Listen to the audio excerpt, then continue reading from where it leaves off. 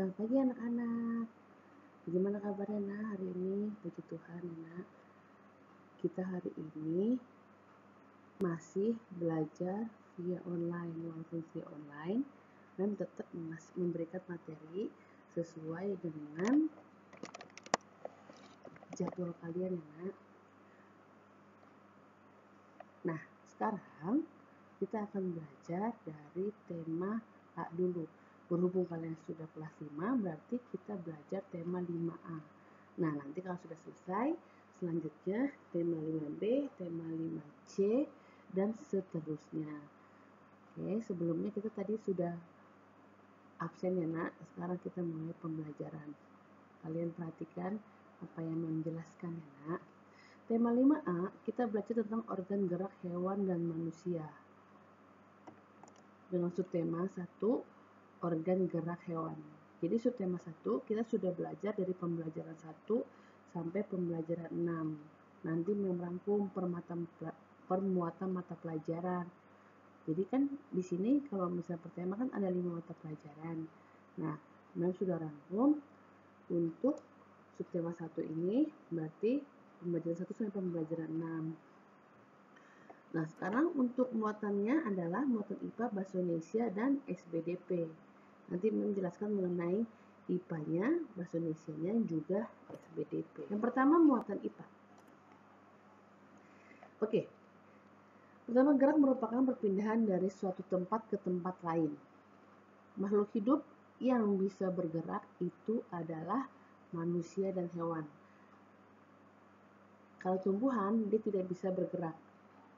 Jadi kalau misalnya kamu lihat tidak ada tumbuhan yang bisa berjalan, kecuali misalnya daunnya ketiup angin. Tapi maksudnya bergerak di sini adalah yang merupakan perpindahan dari suatu tempat ke tempat lain.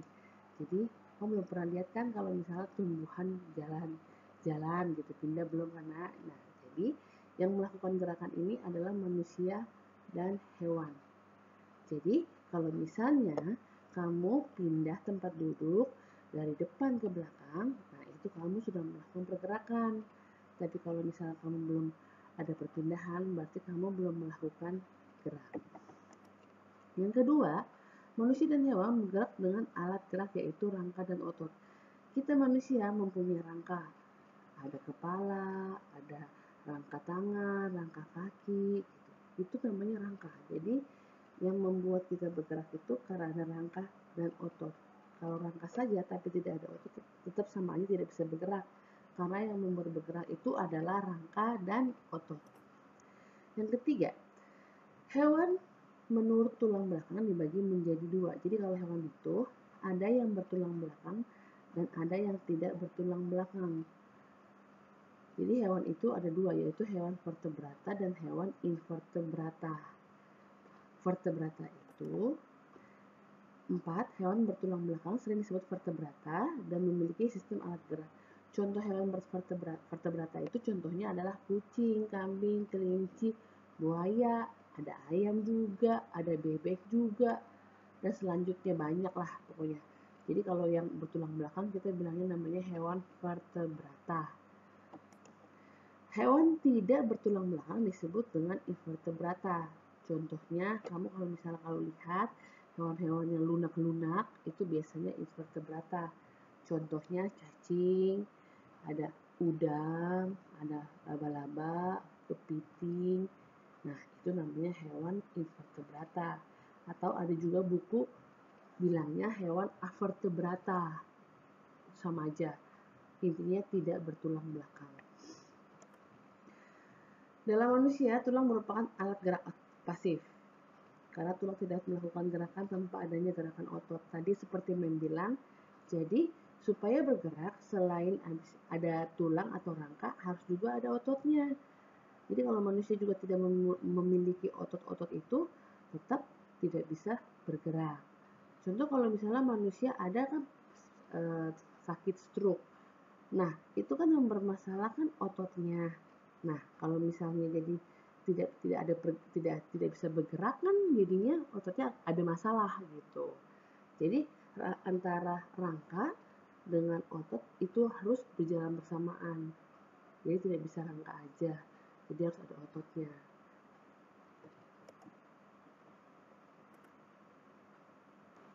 Oke, contoh alat gerak hewan. Yang pertama ikan. Kamu pasti tahu dong kalau ikan kayak mana, tinggalnya di mana. Nah, biasanya tempat tinggal itu mempengaruhi dengan alat gerak hewan. Contoh, ikan tinggalnya di air. Berarti alat gerak ikan itu adalah sirip. Reptil. Reptil itu hewan yang melata. Hewan yang melata itu berarti dia di darat. Terus habis itu alat geraknya perut. Contoh reptil itu misalnya buaya, ular, itu reptil. Jadi dia bergerak menggunakan perutnya. Yang ketiga burung. Burung itu ada di udara. Burung alat geraknya sayap. 4. Mamalia alat geraknya tangan. Tungkai depan dan kaki, tungkai belakang. Jadi kalau mamalia biasanya dia punya 4 kan. 2 depan, 2 belakang. Nah, kalau misalnya yang depan sering disebutnya tangan, dan kalau misalnya yang belakang sering dibilangnya kaki. Misalnya kera gitu. Depannya kan dibilangnya tangan, belakangnya kaki. Sama juga misalnya kuda, depannya tangan, belakangnya kaki. Itu namanya mamalia. Mamalia itu hewan yang menyusui ya nak. Mamalia air. Mamalia air itu seperti ikan paus gitu, mamalia air. Alat geraknya sirip dan ekor. Jadi kalau misalnya mamalia air itu dia punya sirip dan juga ada ekornya. Dia bergerak dengan itu. Muatan yang kedua adalah bahasa Indonesia.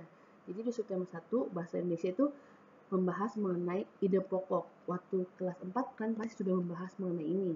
Kita ulang lagi itu di kelas 5. Ide pokok atau gagasan utama adalah sebuah topik yang akan dibahas di dalam sebuah paragraf.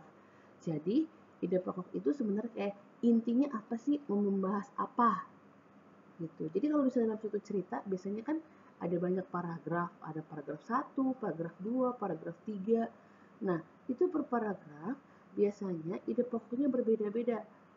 Misalnya mengenai yang pertama, ini mengenai misalnya ciri-ciri hewan gitu. Terus habis itu yang kedua, paragraf kedua misalnya alat gerak hewan gitu. Jadi biasanya per paragraf itu beda-beda ide pokoknya. Terus yang kedua, kalimat utama adalah kalimat yang mengandung gagasan utama atau ide pokok. Jadi kalimat utama itu biasanya adalah kalimat yang isinya mengenai intinya apa, mengenai apa paragraf tersebut. Itu kalimat utama. Ingat, kalimat utama beda dengan kalimat pertama. Kalimat pertama itu kalimat yang pertama kali dalam sebuah paragraf. Tapi kalau kalimat utama itu adalah kalimat yang mengandung idenya apa atau gagasan utama dalam suatu paragraf itu apa. Jadi jangan salah persepsi ya nak. Jadi kalimat utama dengan kalimat pertama itu beda. Ini kalimat utama itu adalah kalimat yang mengisi atau yang berisi ide pokok dalam paragraf tersebut. Terus kalau kalimat penjelas adalah kalimat pendukung kalimat utama. Jadi kalau dalam satu paragraf, misalnya dalam satu paragraf ada 5 kalimat. Nah, ada satu kalimat utama dan 4-nya itu kita bilang kalimat penjelas. Nah, itu namanya kalimat pendukung kalimat utama. Jadi kalimat penjelas itu kalimat selain kalimat utama. Jadi kalau ada 5 kalimat dalam satu paragraf, satu kalimat-kalimat utama, berarti sisanya berarti 4 kalimat adalah kalimat penjelas. Gitu. Dalam sebuah paragraf atau wacana terdapat kalimat utama dan menurut peletakannya dibagi menjadi 3. Jadi paragraf itu ada 3. Itu paragraf deduktif, induktif, dan campuran. Deduktif paragraf yang kalimat utamanya berada di awal. Nah, jadi kalau dalam satu paragraf, kalau misalnya kalimat utamanya langsung di depan, itu kita bilang namanya kalimat atau paragraf deduktif. Kalau paragraf induktif, yaitu paragraf yang kalimat utamanya berada di akhir. Nah, kalau misalnya ada sudah dijelaskan di awal, di belakangnya nanti ada tulis misalnya oleh sebab itu, jadi hewan ini bergerak menggunakan ini contohnya.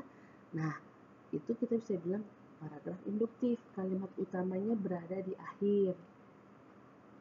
Nah, itu yang bilang jadi kalimat utama dan pertama beda ya nak, karena kalimat utama bisa di atas, bisa di depan atau di awal, bisa juga di akhir atau di belakang. Yang ketiga paragraf campuran, yaitu paragraf yang kalimat utamanya berada di awal dan di bagian akhir. Jadi kalau yang ketiga ini, dia kalimat utamanya di awal, terus diperjelas lagi nanti di akhir. Jadi kalimat utamanya itu ada dua. Nah, itulah untuk kalimat utama atau paragraf menurut peletakan kalimat utamanya. Ketiga, kita akan membahas mengenai muatan SBDP. Nah, dalam muatan SBDP ini kita akan membahas mengenai gambar. Nah, kan kalian pasti sering melihat gambar atau sering membaca buku ada gambar-gambarnya. Nah, atau menonton TV kartun pasti ada gambar-gambarnya. Nah, gambar ada namanya gambar cerita. Gambar cerita adalah gambar yang menceritakan tentang sebuah peristiwa. Jadi misalnya ada gambar, dia menceritakan sesuatu. Itu namanya gambar cerita. Jadi misalnya ada gambar, terus diceritakan. Misalnya ada gambar mengenai cerita hewan si kancil yang cerdik misalnya gitu. Itu ada gambar kancil. Nah, nanti diceritakan di situ bagaimana mengenai kancil. Terus gambar cerita sering disebut dengan gambar ilustrasi yang bertujuan memperkuat, memperindah, memperjelas cerita yang disajikan. Intinya adalah dari gambar cerita itu ada gambar dan ada ceritanya supaya nanti kita dari gambar ini bisa tahu nih apa sih ceritanya gitu. Jadi untuk memperjelas kepada pembaca kalau misalnya tujuan gambar ini ceritanya itu apa. Contoh gambar cerita juga sering disebut dengan gambar ilustrasi ya nak. Jadi gambar cerita itu atau dibilang gambar ilustrasi sama. Contoh gambar ilustrasi, yang pertama kartun.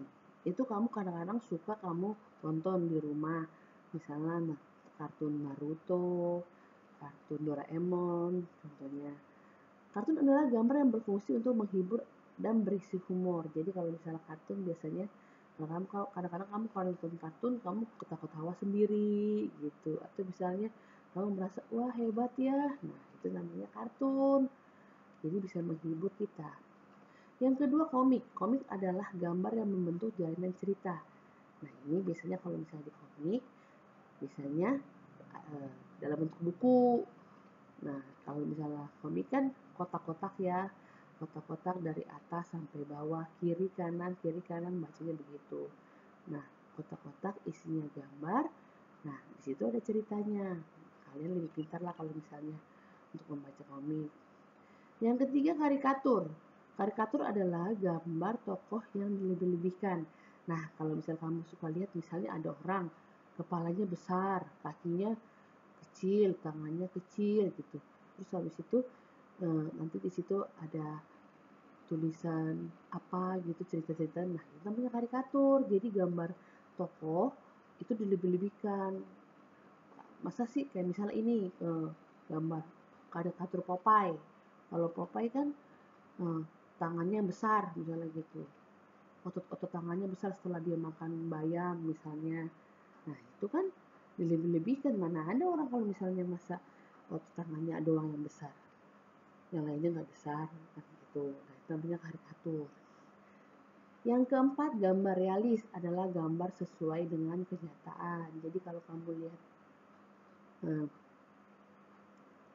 ada lukisan di rumah gitu, misalnya ada lukisan pantai, gunung. Nah, itu digambar misalnya oleh pelukisnya sesuai dengan kenyataan. Jadi misalnya gunung bagaimana, terus ada di bawah gunung itu ada apa, misalnya jalan-jalan gitu, atau ada tumbuhan apa, nah digambar itu namanya gambar realis, gambar sesuai dengan kenyataan. Dan yang kelima, gambar dekoratif adalah gambar yang dibuat dengan tujuan menggambar bentuk benda menjadi lebih indah. Jadi gambar itu bisa didekor lagi, diperbagus lagi, tujuannya supaya bentuknya jadi lebih indah. Nah, bisa misalnya warnanya lebih indah atau bentuknya ditambahkan sesuatu supaya lebih indah lagi.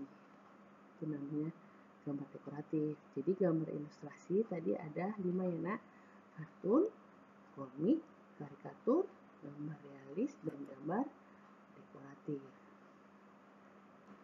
Yang keempat, langkah-langkah dalam menggambar ilustrasi atau gambar cerita. Yang pertama, menentukan ide pokok atau gagasan. Nah, kamu mau menentukan atau menggambar apa dulu? Kamu tentukan dulu. Nah, di situ setelah kamu menentukan ide pokoknya atau gagasannya, misalnya kamu mau gambar mengenai pantai, keindahan di pantai misalnya. Nah, itu misalnya kamu mau gambar keindahan di pantai. Yang kedua, kamu membuat sketsanya atau rancangan gambar. Nah, pasti harus sesuai dengan ide pokoknya kan. Nah, di pantai, kamu gambar pantai. Di pantai ada apa? Misalnya di pantai ada nelayan yang mencari ikan, misalnya situ juga. Di pantai berarti ada airnya.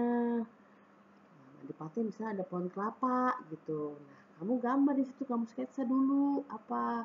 Kamu buat rancangan gambarnya. Ada misalnya kamu juga boleh buat kalau misalnya di pantai itu ada anak kecil lagi main bola, boleh, itu boleh kamu tambahin tuh nggak apa-apa. Yang penting harus sesuai dengan ide pokok atau gagasannya ya. Terus yang ketiga, setelah kamu gambar, kamu buat sketsa, nah kamu lakukan pewarnaan. Jadi misalnya harus sesuai, misalnya pantai, misalnya airnya warnanya apa ya gitu.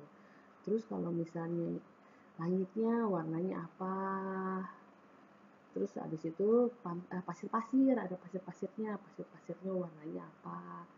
Jadi kamu lakukan pewarnaan, walaupun kadang-kadang ada juga yang membuat gambarnya seperti hitam putih aja bisa, tergantung kita maunya bagaimana, mau melakukan pewarnaan dengan warna-warna yang bervariasi atau biasa saja gambarnya hitam putih gitu. Nah, tadi memang udah jelasin kan untuk subtema 1 ini muatan IPA, Bahasa Indonesia, dan SPDP. Nah, nanti dari penjelasannya itu kalian catat di buku tulis kalian mengenai materi ini. Kalian tulis di buku tulis kalian ya. Jadi kalian nggak lupa apa yang menjelasin. Nanti setelah kalian tulis, kalian bisa baca kembali tadi. Nah, kalau kalian masih kurang mengerti, kalian boleh putar lagi video yang mem kasih ini. Kalau misalnya ada kok saya tadi belum ngerti yang ini, kalian boleh putar lagi, nggak apa-apa. Diputar ulang-ulang nggak apa-apa, malah kalian lebih ngerti lagi, lebih paham lagi. Jadi nggak harus sekali nonton berkali-kali, itu lebih baik. Kalau nggak ngerti gimana, diputar lagi. Oke.